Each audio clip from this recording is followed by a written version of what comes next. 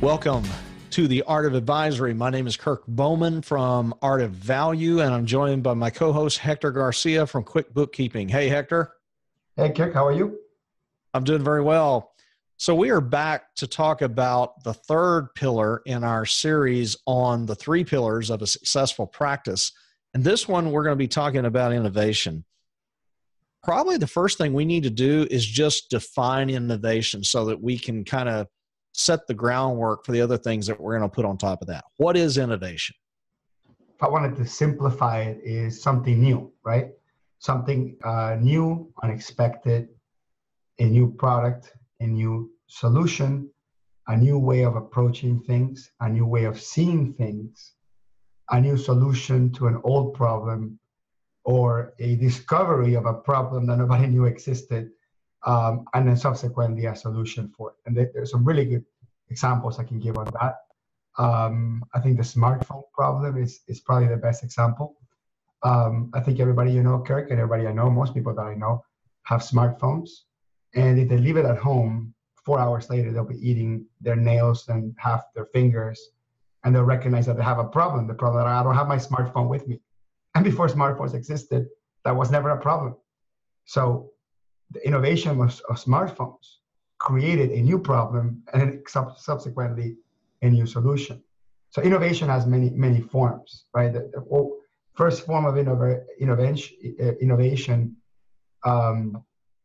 that we can think of is like, when man invented fire, right? I mean, fire was a paradigm shift, right? You can cook stuff. I mean, that's night and day for your options. Nowadays we don't get those, fire type level of innovation because most innovation feels like something slightly better than the last version, and sprinkled throughout, all these innovations that feel like a slight better version of the last version. There's a few really transformative ones, which we have coined as the concept of disruptive. And I think the most recent one that was like life-changing disruptive is the internet. The internet as a whole was as disruptive as it gets. It changed the lifestyle of Earth. It changed the standard of communication. It changed how people think about access to information. Take it one step further back, we think about Henry Ford and the car. And I think this quote, which is a credit to him, which I think is genius, is, if I have asked my customers what they wanted, I would have given them faster horses. And not all innovation is innovation that happens in a lab with technology, right? Some innovation is innovation of thought, innovation of the mind, innovation of interaction, innovation of how we think of things, how we value things. And that Henry Ford quote contradicts the axiom that necessity is the mother of innovation, right? So I want you to think of innovation as a sort of a two-headed monster. We have the one in which is born from a necessity, right? Like there was an obvious necessity, an obvious void in the market, and that innovation is a solution for that. And the one such as the internet or the car or the smartphone, where they invented something that no one was asking for. And you created, that invention created a new problem. And because you invented the problem, you also invented the solution. And with that comes the biggest learning from one of my favorite books, business books ever, called 0 to 1 from Peter Thiel, which says, when you build a business, build it as if you were building a monopoly. And I think Henry Ford built a business that way, right? He built a car in a world with no paved roads, in a world with no gas stations every block, in a world where it's much cheaper to have a horse than have this machine, which was basically a bomb, a combustion, the early version of a combustion engine where people died in exploding cars, which cost 10 times what a horse cost, and maintenance was much higher. Nothing about the car ever spelled, this innovation has to do with voiding a gap. Innovation is also the disruption of the marketplace by creating new problems. And I think that one of the best things I've done for myself and my practice was to innovate in the marketplace and create a new problem. So, You know, it's interesting when you think about the car. Ford wasn't the person who invented the car. His company wasn't even one of the first companies making cars. He entered the market at the point where the car had been invented, and a lot of the problems you're describing were actual, right? They were horrendously expensive. They were unreliable. They blew up, et cetera, et cetera. And he said, I want to make a car for the common man. His innovation was not the car. His innovation was actually the assembly line and applying that type of manufacturing to lower the price of the car where it could become more affordable. And if you look at the impact that had, we can attribute things such as our interstate highway system back to that. Right now, there's not a direct corollary. There's several decades that go between those two things, but still, right? If he had never figured out how to mass produce automobiles in a way that most people could afford them, it wouldn't have led to the infrastructure that we now drive on. And you could argue Apple did the same thing. I mean, supercomputers with the power of an iPhone existed. What they did is figure out how to get a $20,000 supercomputer fit in your pocket and make it $800. It's very similar to what they did. So they created a new problem. They took an existing problem, which is how do we take how do we get people to think that the new standard is to have a supercomputer in your pocket? That wasn't, like, nobody was asking for that. And people were asking for phones that, I don't know. I mean, I don't even know what smartphones. I've been with my smartphones all my life, and I had a BlackBerry before that, and I had a couple of flip phones before that. But the history of what phones were before smartphones got erased from my memory because they created a new problem, which is phones are supposed to be smart. You know, just like cars were supposed to be affordable and accessible and usable by the common man. So innovation is not just creating a new product. I think it's also creating, again, repeating myself, I think it's also creating the new problem. And I think that's one of the areas that most people lack when they think of innovation. They only think of technology. Sometimes you have to think about the new problem. Well, with new innovation comes naturally new opportunities, new problems. And so innovation is a cycle that sometimes feeds on itself, sometimes goes in a completely different direction. One of the things that you had mentioned from this book, 0 to 1, that I want to hear you talk more about is not to go for global domination. What's that all about? Yeah, so Peter Thiel, who's the founder, one of the founders of PayPal, in one way, PayPal kind of is a world domination type of business, but it never started that way. If you remember correctly, PayPal was solving the problem of increasing trust of electronic payments between eBay users. That's niche. That's what you call a niche market, right? When people think of what PayPal is today, PayPal is no longer a niche market. People say, oh, PayPal is a standard where international people transfer money across each other. PayPal did get to that, I think, that global domination stage. But when they created it, they didn't think about that. Because if they would not have gotten to where they were. Because they focused on solving a very specific problem, which eBay had created, by the way. That was never a problem before.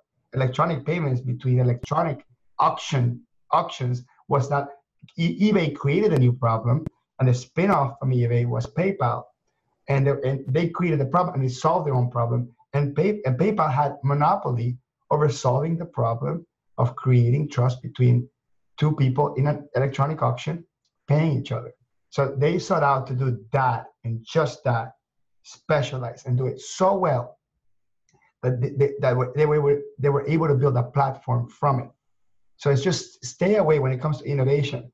Stay away of thinking in that grand vision of solving world hunger. Like I think a lot of folks, when they come up with their ideas, they're looking for the idea that serves the biggest market, because they think, you think of statistics, well, the bigger the market, the bigger the probability there'll be a customer out there. The problem is that serving so many customers or so many needs becomes much harder. You need a megaphone. You need a Super Bowl ad, correct? To be able to reach that much people.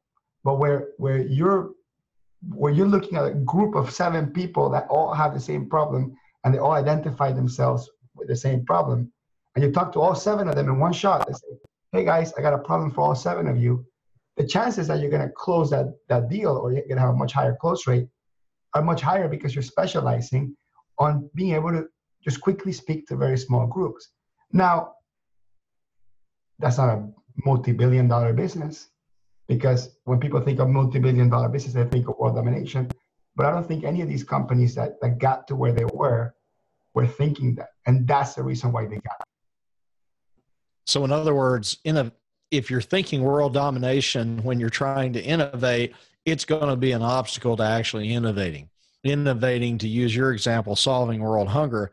Well, what is it going to take to make sure, for example, the kids who have free or reduced lunch at school, at my neighborhood elementary school, when school's out for 3 months in the summer, what's it going to take to make sure that they get fed the meals that they don't have that were provided by the school during those 3 months, right?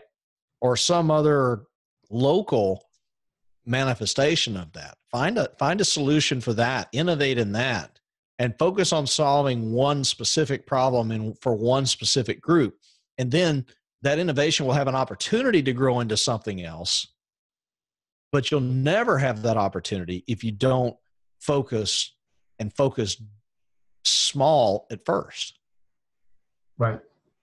The idea behind specialization and niche, and I know people get tired of hearing the same thing over and over, but the idea of it is the freedom from having the pressure of solving everybody's problems.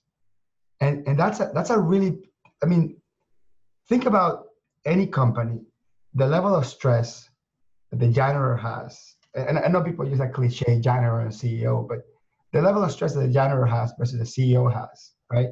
And people argue the reason why one gets paid the most is because one can manage 1 million tasks and 1 million responsibilities and respond to them and make them happen. And the other one, it just has to worry about having, clean facilities. But the challenge is that when you only have to worry about one thing and one thing only, it's much faster and quicker your path to mastery. And it's faster and quicker your path to discover your abilities. When you have so many things on top of you and you're solving so many different problems and your emotional capacity is spread thin across all these problems you have to solve, how are you ever going to master one and discover from within yourself your capacity to master anything? So I think the folks that have so much stuff in their plate because they're not focused, they never gain the confidence of their ability to disrupt any marketplace because they never gave themselves the opportunity to master a specific specialty, skill, or problem to solve, which is why I think it's so important to, at least I'll say when you're first getting started, specialize to make it easier to get better at something and get easier to communicate what you're best at, what you're best in class at. And he talks a lot about best in class. He says, when you want to build something or create something, do it in such a way that when people talk about it, they immediately say best in class, or they think best in class. So 0 to 1 starts out by saying, don't think about global domination when you're starting out. But yet in the same book, he then goes on to later say, you're not done until you create a monopoly. So how do you kind of reconcile those two things? Don't go for global domination, but then later on, go for a monopoly. Help me out there. That's it. That's a good one. So when we think of, and I think the reason why you're having an issue with the dichotomy is because when you think of monopoly, you think of AT&T and you think of Microsoft and you think of Exxon and Chevron. You think about just the big conglomerates that have these big monopolies. But he's talking about the little monopolies. Like, for example, when you search on the internet for an expert in fixing QuickBooks manufacturing problems, I have the monopoly on that. You know what I mean? That's not a world domination mindset of monopoly. That is a very narrow thinking, very focused thinking type of monopoly. And the reason why these small to medium manufacturers all over the world gravitate towards my channel and they call me is because they can't find another accountant that has written and talked about and created videos about small to medium manufacturers using QuickBooks with inventory problems. And I created a tiny little monopoly there. So he's not talking about the AT&T monopolies. He's talking about the small pockets of monopoly that you create in the marketplace through specialization and niche. Well, really what he's saying is the same thing two different ways, right? Whether he's saying don't go for global, I can't talk. Whether he's saying don't go for global domination or go for a monopoly, essentially what he's saying is specialize, be an expert, and be the expert, be the best in class expert is what he's saying. Yeah, correct. He's not saying be an expert. He's saying be the best at it, period. Because that needs to be it. That needs to be it. And that's tough for anyone to hear and say, come on, really? Am I really going to be the best at whatever it is? We have so many people out there. Well, if you don't make the switch in your head that that's your goal in life, right? That's your ethos. Then how are you going to get there? Yeah. The way to transform it is to first you have to say, I'm the best in class at it. Once you say it, you convince yourself that you're at it, and then you're good enough to convince others that you're at it. Now you got to talk the talk, right? You got to walk the walk. Sorry. Now that you talk the talk, now you got to walk the walk. Now you have that pressure to be it. And in order to be a superstar or a best in class at anything, you first have to believe that you can, because otherwise you will never get there. So a lot of innovation is it's literally a switch in your head. And the problem with my fellow accountants, especially during tax season, or during the busy season, where it's like 9 o'clock, I'm just head down, punching data entry as much as I can, cranking out financial statements and tax returns. 8 p.m., go home, next day, and it's this routine of just going from the documents into the computer so we can get the tax return out. You're not giving your body and your mind any space to go back and say, this is crazy. This is a crazy industry where for 3 months out of the year, we're just punching data like lunatics. You need to have that space in your body and your mind to go back and say, you know what? Here's my innovation. I want the taxes. Oh, well, the accountants say, well, hold on. That's 40% of my revenue. How am I going to survive by not doing taxes? Really? That's a problem? Who actually likes to get their taxes done by a tax accountant? Tax accounting is default business. We get it because our government created a framework in which it's impossible for people to do it themselves. We are surviving of the tit of a highly regulated government. How much value are you adding in the first place other than, oh, wow, we save people money on taxes. That's how we're innovative and creative. We save people money on taxes. But again, you're saving them on something that has no value.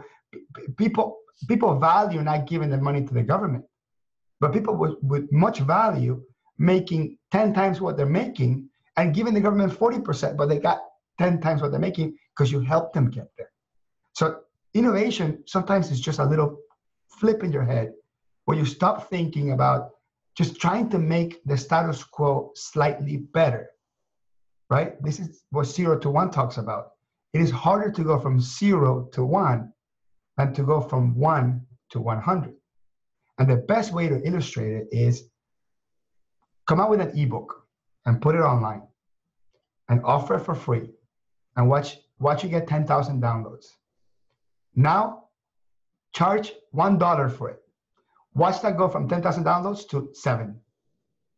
Now go from $1 to $100. Watch those 7 go to 6. Because what ends up happening is once somebody's willing to pay $1 for something, they're probably willing to pay 100.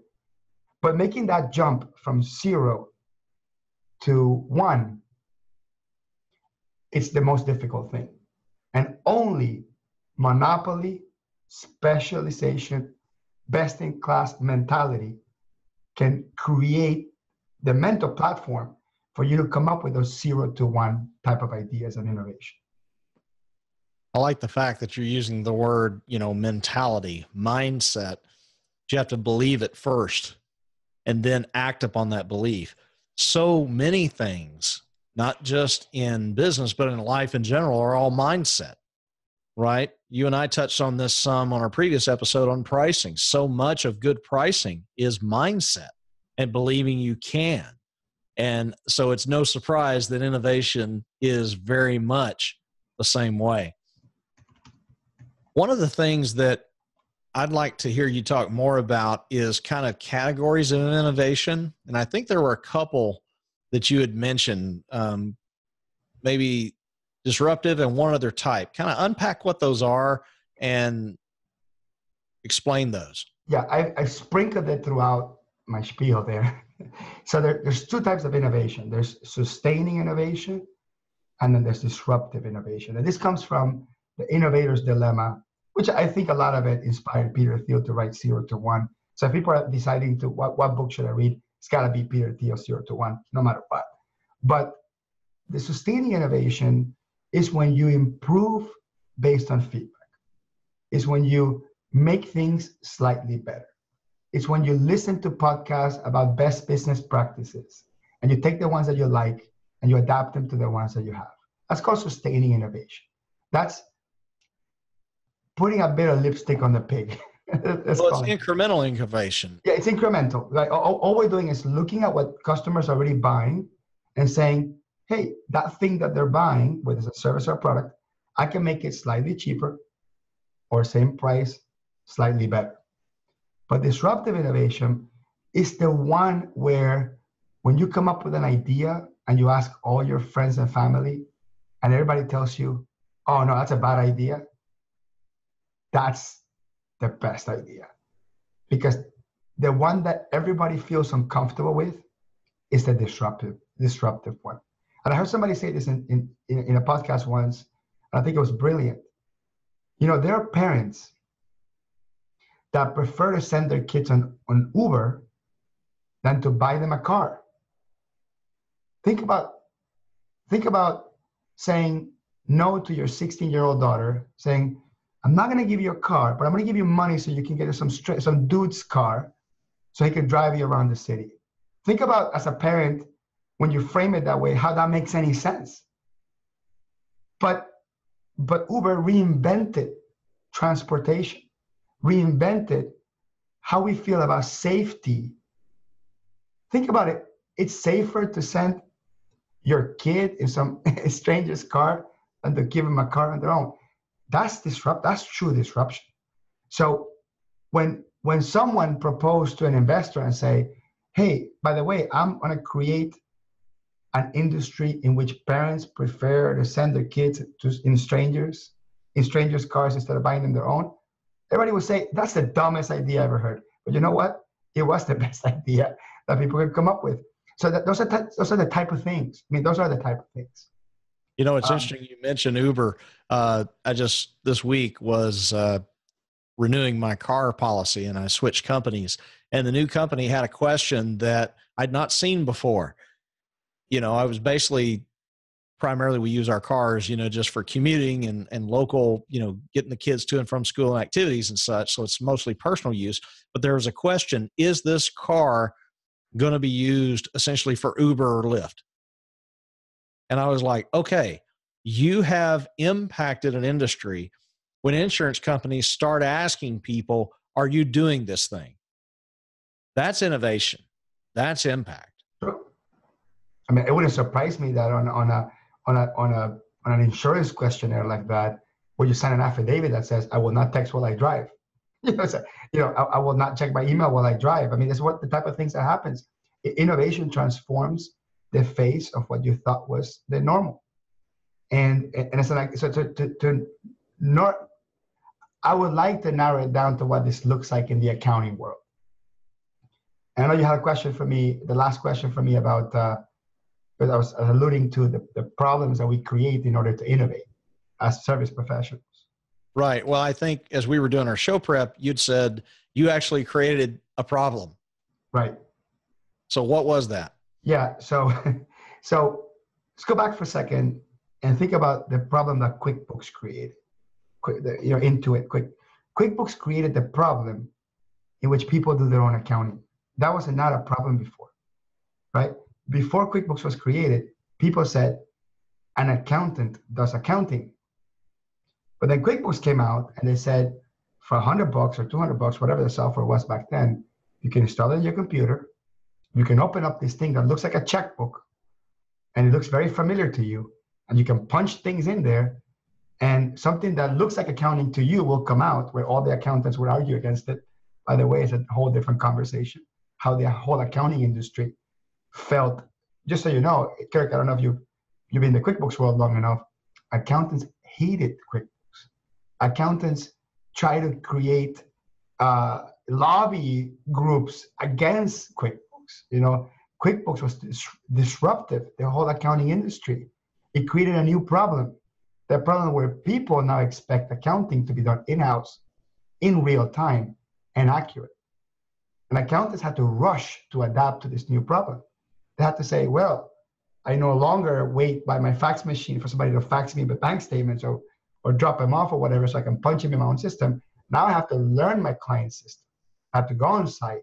I may have to train myself, train my team, and train my client. I now have to, God forbid, collaborate with my client. And QuickBooks literally created the concept that small business owners and accountants collaborate in the creation process of their financial statements. The accountants created a monopoly, yes, and kudos to the accounting industry for creating the monopoly around who does financial statements.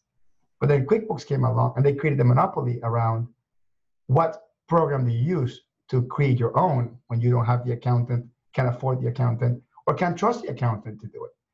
So in that same spirit, I created a similar problem. I said, you know what? I'm going to create a YouTube channel that pulls the curtain around the magic that the accountants do. Pulls the curtain back, in other words, is what you're saying. Yeah, pull the curtain back and say, I'm going to tell you what I do as an accountant when I work with my clients. And then the general sentiment to that was like, you're shooting yourself in the foot. You're showing people how to do what is your livelihood to do. And that to me was my moment of random brilliance where I created my own disruption. The disruption was I no longer get clients that say, here's my stuff, do it for me. I only get customers that say, work with me on this. And that essentially has been my niche and my specialty. My specialty is to work alongside my client with accounting, right? Which requires training them, requires understanding them. It also requires to understand the drama and intricacies behind moving paperwork around in an office and delegating work about who pays what and when and who does payroll and who collects timesheets and who scans the bills. The new problem that QuickBooks created was now people do their own accounting. Now the other new problem I said is now I'm going to show you how to do it right so you don't have to depend on an accountant. And I didn't shoot myself in the foot. I created a new marketplace. The marketplace where people hire an accountant not to do the work, to work with them while they do it. So I created a new problem and a new solution consequent by having a YouTube channel about showing people how to do their own books. So at the top of the show, I mentioned that innovation is one of 3 pillars of success for a practice that is thriving, either an accounting and or bookkeeping practice. So let's come back and tie this all together. Let's kind of put a bow on this, considering it is right before Christmas here in the States and I guess worldwide. So how does positioning, pricing, and innovation, how do those 3 things work together? Yeah, absolutely.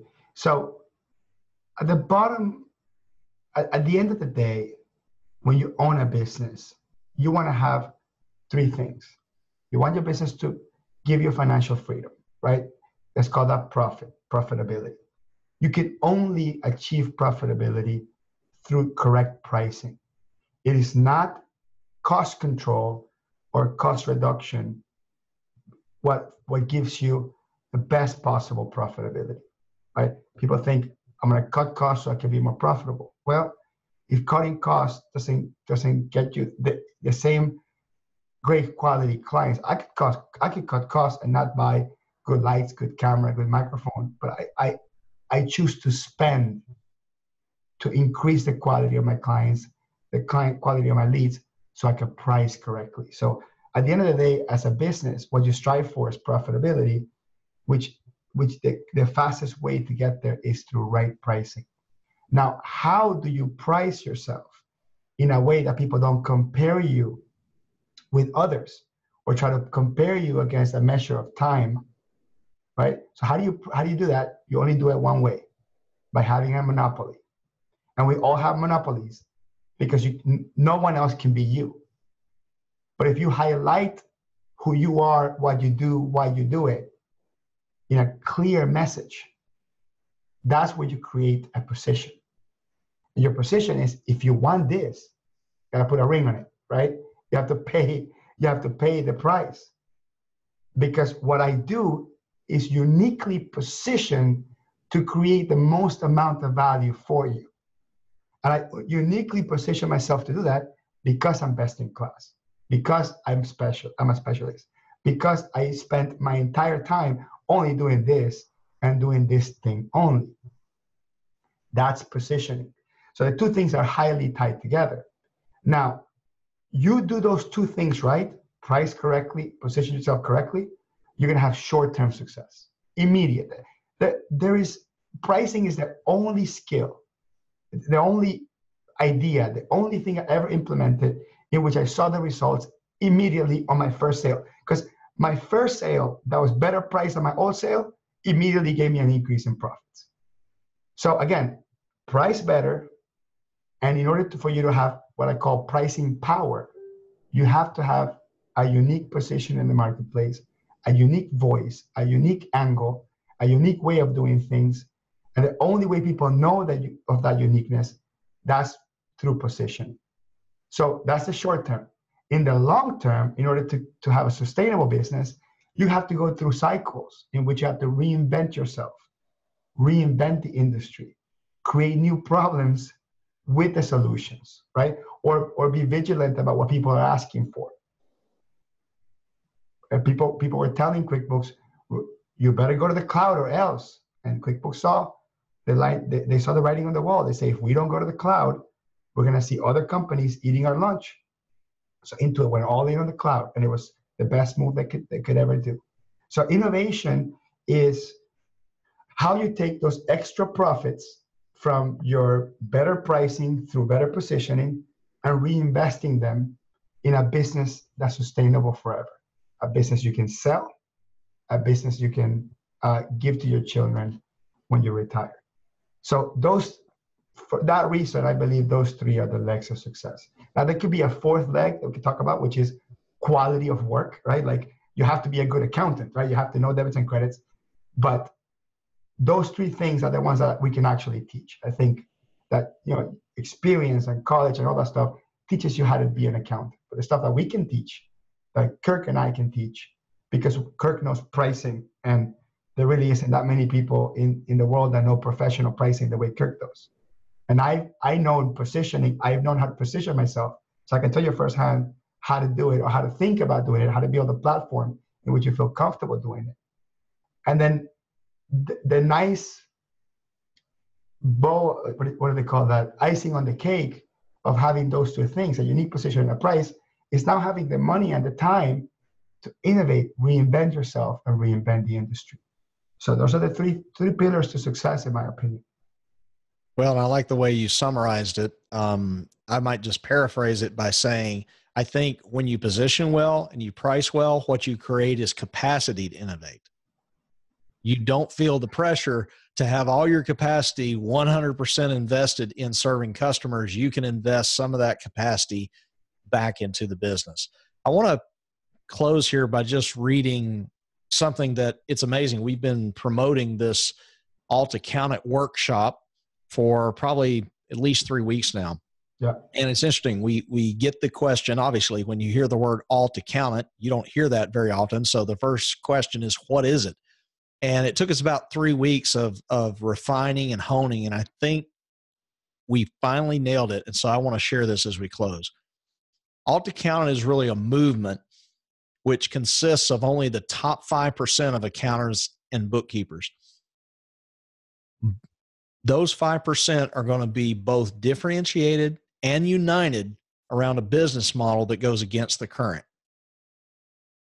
By doing things differently, you will build confidence in the 3 areas that we've discussed, the 3 pillars. You're going to be able to create clear positioning so that you can communicate who you serve and why they'll want to pay you more. You're going to have confidence in pricing so that you can transcend any type of hourly pricing and start pricing based on the value of results. And when those 2 things are in place, then you have set up a framework that allows you to innovate in the area of new products, services, and solutions that will set you apart in a way that nobody can think of you as a commodity. So if you're interested in the Alt Accountant, just go to altaccountant.com, altaccountant.com. It is open to both accountants and bookkeepers. We'd love to have you. Early registration for that ends on December 31st. I'll say, give yourself a Christmas gift and a tax deduction of transformation. Merry Christmas, Kirk. Merry Christmas.